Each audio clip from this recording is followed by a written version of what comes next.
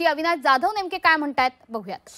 राज ठाकरे यांच्या निवासस्थानी उद्धव ठाकरे पोहोचलेले आहेत, संजय राऊत आहेत, अनिल परब आहेत।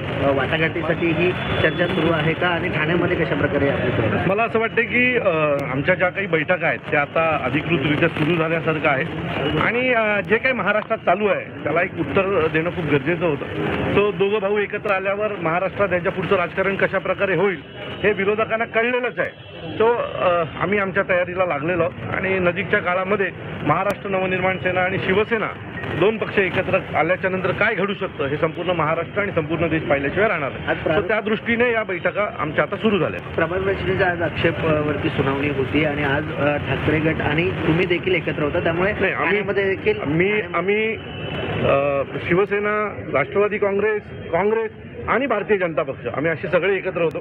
कारण जर तुम्ही वरती गेलात तर भारतीय जनता पक्षाचे अनेक नगरसेवक स्वतः ऑब्जेक्शन घेऊन आलेले आहेत। याचा अर्थ त्यांनाही या सगळ्या प्रक्रियेत विचारात घेतलेलं नाहीये, त्यांना